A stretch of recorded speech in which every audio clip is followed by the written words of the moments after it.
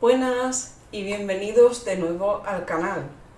Ya estoy en mi nueva casa y el vídeo de hoy va acerca de una pregunta que mucha gente se ha hecho, se hace, se hará, que es: ¿al Asperger se le puede seguir llamando Asperger? Pues vamos a poner todo esto en un marco. El marco es que nosotros damos nombre al síndrome de Asperger basándonos en unos manuales, que principalmente hay dos, que son el DSM-5, un manual que procede de América, y luego tenemos el CIE-11, manual que procede de la Organización Mundial de la Salud. En uno están clasificados los diferentes trastornos mentales y en el otro los diferentes problemas de salud. Cuando sí se hablaba de síndrome de Asperger en los diagnósticos, fue anteriormente a que surgiera el DSM-5. El DSM-5 fue actualizado en 2013. Por su parte, el CIE-11 fue actualizado en 2018. Cuando en el DSM-4 se hablaba de síndrome de Asperger, se le consideraba un trastorno generalizado del desarrollo y algo aparte de lo que es el autismo. Ahora bien, síndrome de Asperger es algo que está englobado dentro de los llamados trastornos del espectro autista. Así que la cosa va de clasificaciones, porque ahora la clasificación es nueva, pero estamos llamando a algo que no ha desaparecido, sigue existiendo. No es que la gente que antes se llamaba síndrome de Asperger nos hayamos extinguido de la faz de la tierra o que ya no seamos Asperger, sino que nos llamamos de otra manera. Ahora se han hecho 3 clasificaciones dentro del espectro autista o de los llamados trastornos del espectro autista. Sencillamente, grado 1 o grupo 1 estarían aquellas personas que necesitan ayuda. En el grado 2 o grupo 2 estarían las personas que necesitan ayuda notable. Y en el grado 3 o grupo 3 estarían las personas que necesitan ayuda muy notable. En una palabra, que clasifican según la funcionalidad. Y lo que siempre se tiene en cuenta, o son como los pilares fundamentales por los cuales una persona se clasifica como autista o no, son básicamente 2, que sería 1, las dificultades en la interacción y comunicación social, y 2, la presencia de intereses restringidos y comportamientos repetitivos. Todo esto de los grupos está muy bien, pero dentro del grupo 1, que es donde estaría yo soy una persona antiguamente llamada síndrome de Asperger y actualmente sería una persona con autismo de grado 1, que de hecho en mi informe diagnóstico así lo pone las dos cosas, pone tanto el antiguo diagnóstico de Asperger como autista en grado 1. Lo que pasa con esto de los grados es que es muy ambiguo, porque las personas, hay muchas dentro del espectro que pueden andar a galope entre un grado u otro. Por ejemplo, en el caso de las personas antes consideradas síndrome de Asperger, es frecuente que puedan entrar a galope entre el grupo 1 y el grupo 2, o incluso que tengan días donde necesiten más ayuda y días que menos. Entonces serían unos días autistas del grupo 1 y otros días autistas del grupo 2. Es difícil la cosa. Y luego, aparte, el autismo grado 1 o grupo 1 engloba muchas más cosas, aparte de lo que anteriormente se llamara síndrome de Asperger. Otra cosa controvertida, otra cosa que no se tiene clara es si el síndrome de Asperger es también, o se puede llamar también, autismo de alto funcionamiento. Y sí y no, porque no tiene por qué. Según las últimas investigaciones, si hay personas que, si se consideraran en lo que antes se llamaba síndrome de Asperger, podrían ser a su vez personas de alto funcionamiento, pero también hay personas que no pueden entrar dentro de esa clasificación de alto funcionamiento a pesar de ser lo que antes se conocía como síndrome de Asperger. Pero una cosa es lo que el marco legal establece y otra cosa es lo que la gente en la vida social sigue manejando. Y hay gente que sigue hablando, o que seguimos hablando, de síndrome de Asperger. Fueron personas que, o fuimos personas que se nos diagnosticó así, o porque es como algo que da como un sentimiento de pertenencia en grupo. Son unas características como más concretas, porque si algo tiene esa denominación de síndrome de Asperger es que concreta mucho más. Entonces, para las personas que recibimos ese diagnóstico y que nos hemos sentido toda la vida diferentes, como el bicho raro y tal, y por fin damos explicación a por qué nos ha sucedido todo esto, se nos dificulta mucho más encontrar congéneres, gente con características similares con las que podamos congeniar más y sentir menos ese peso de la soledad que nos ha ido acompañando a lo largo de nuestra vida. Pero cada persona autista es un mundo y ni siquiera tenemos todos ni las mismas necesidades, ni aun dentro de lo que antes más concretamente se decía como síndrome de Asperger, tenemos las mismas características. O sea, dentro del síndrome de Asperger también todos son diferentes entre sí. Así que, si aún más diluimos lo que antes era Asperger en un grupo aún más grande, en autismo, en el mismo saco, todavía se dificulta más la concreción. Luego encima se suma que hay mucha confusión respecto a qué significa exactamente eso de autismo de grado 1. Mismamente por lo que he dicho antes, porque grado 1 algunas personas están a caballo entre los dos, o tienen días que están a caballo entre los dos. Así que ahora es más difícil de describir, pero lo cierto es que el término ha quedado obsoleto, ya no se maneja, pero eso es sobre todo de cara al marco legal. Porque la gente puede seguir hablando de ello, pero ya no está contemplado ni en los diagnósticos formales ni en los manuales de referencia. ¿Y cómo distinguimos entonces? Bueno, pues también se dice que lo que antes se llamaba síndrome de Asperger es un tipo de autismo que no presenta discapacidad o déficit intelectual, un autismo en el que las capacidades cognitivas están preservadas. A todo eso de las necesidades de ayuda de la persona autista que hace que las hayan clasificado o que nos hayan clasificado en 3 grupos, como decía antes, hay que añadir el tema de las comorbilidades. Una persona autista puede tener comorbilidades que son problemas derivados de su condición pero que no tienen por qué darse. Digamos que son problemas que vienen precisamente pues, de no haber recibido la ayuda que necesitaba y de su interacción con el medio. Pueden ser problemas, por ejemplo, frecuentes en las personas que estamos en el grado 1, son muy frecuentes las depresiones, las ansiedades, los trastornos del sueño y un largo etcétera, que puede darse o no. También hay personas de grado 1 que puedan no presentar ninguno de estos problemas, porque como digo, no es algo inherente a la condición, que esa es otra. Antes os he dicho, estamos dentro de los trastornos del espectro autista, pero es que lo más nuevo es que ya no se habla de trastorno y ahora ya no se llama TEA, ahora se habla de CEA. Esto no es tan conocido, pero creo y espero que cada día lo sea más.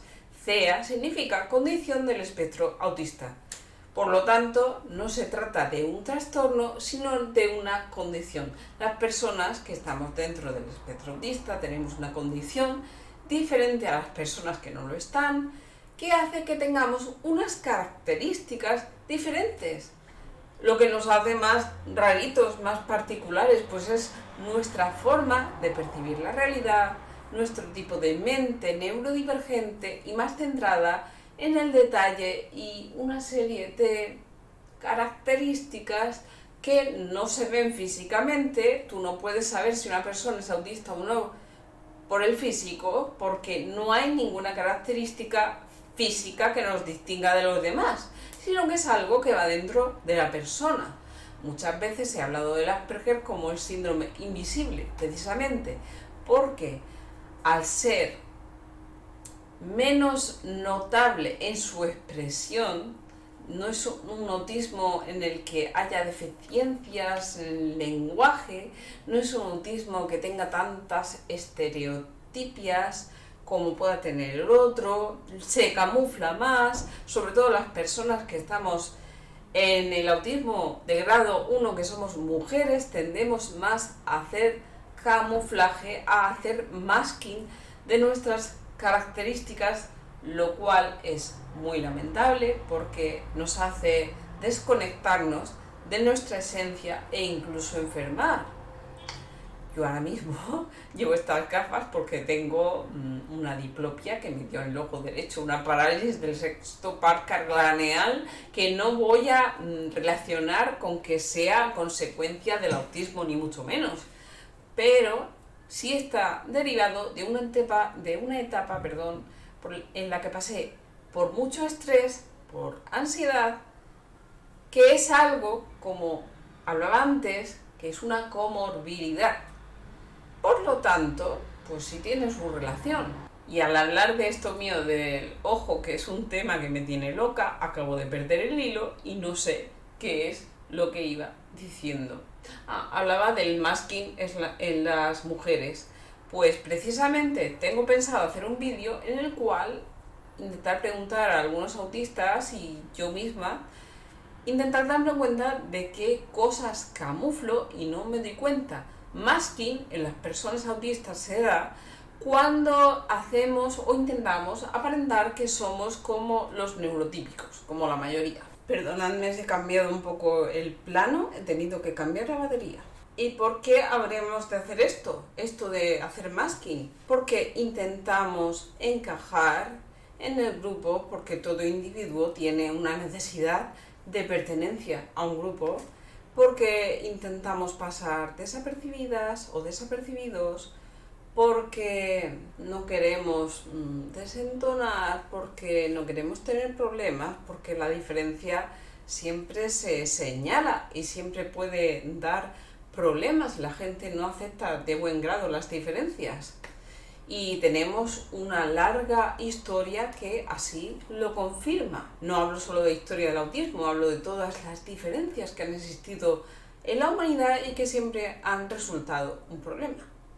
Para que luego digan que somos las personas autistas las que tenemos problemas con los cambios y con lo que se sale de nuestros patrones. Pero bueno.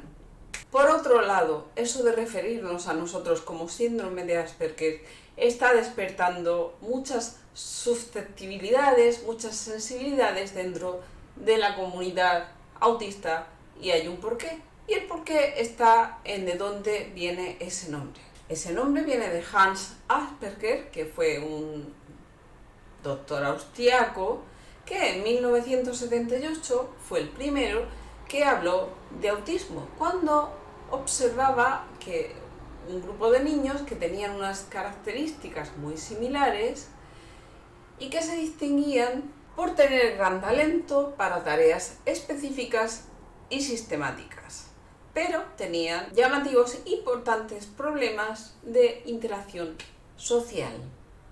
Eran raritos. Así que por aquel entonces se hablaba de psicopatía autista, pero ojo que psicopatía aquí no significa lo que estamos pensando, sino que en aquel momento psicopatía designaba precisamente a las dificultades en la interacción social. Sin duda Hans Asperger tuvo un papel histórico en la comprensión del autismo y él mismo se defendió como que había salvado a muchos niños del exterminio defendiendo que tenían unas capacidades muy valiosas. Bien, pues no hace mucho, no hace tanto, hay dos libros que han arrojado nueva luz acerca de quién fue esta figura de Hans Asperger.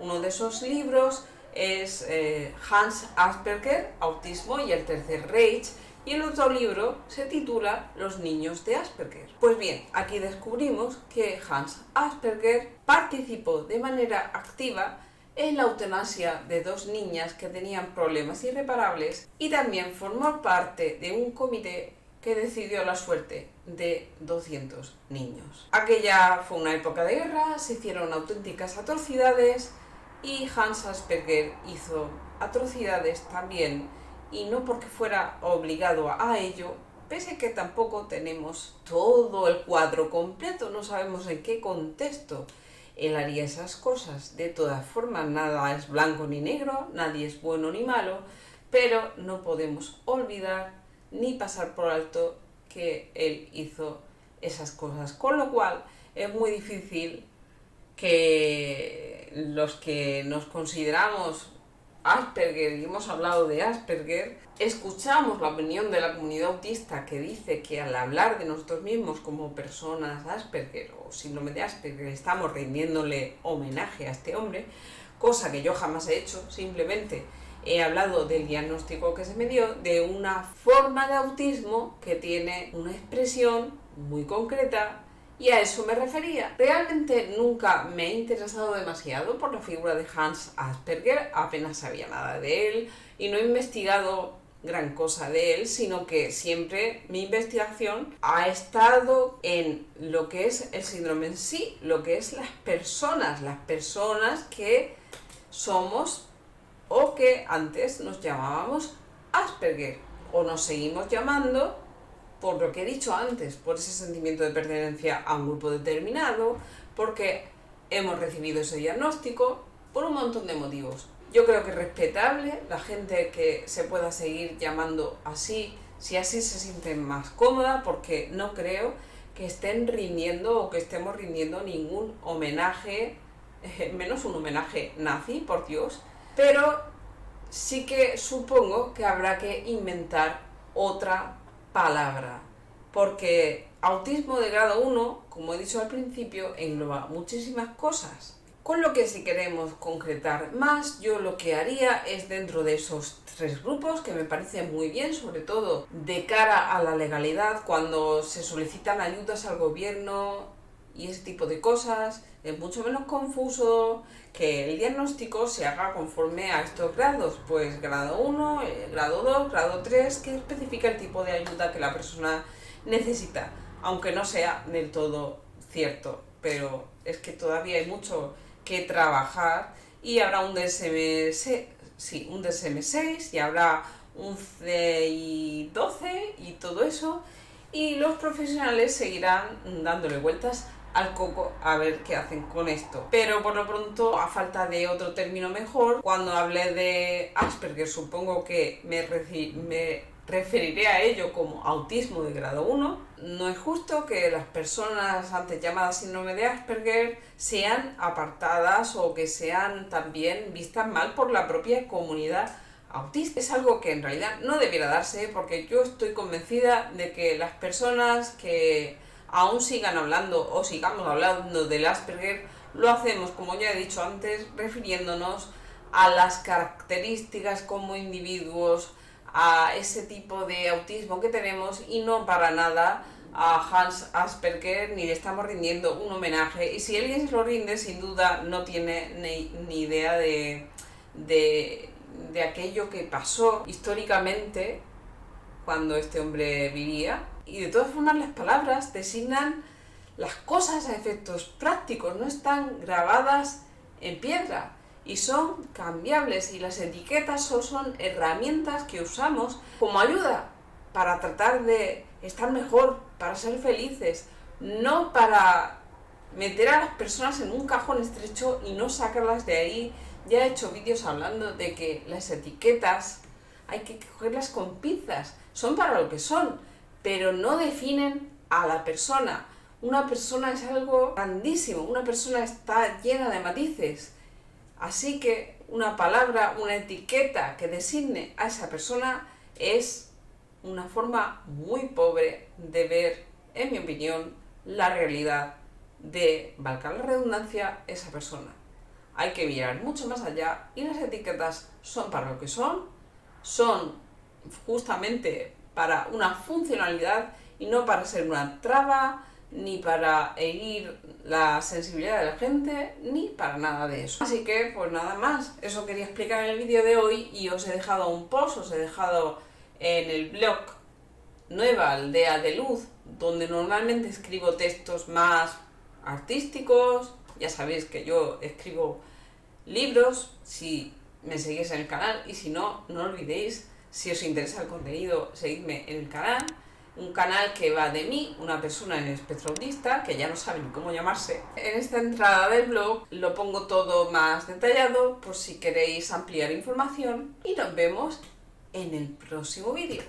Nueva etapa, nueva vida, nuevo piso, que espero que sea el último, estoy harta de mudarme. Y eso sería todo. Hasta la próxima. Bye bye.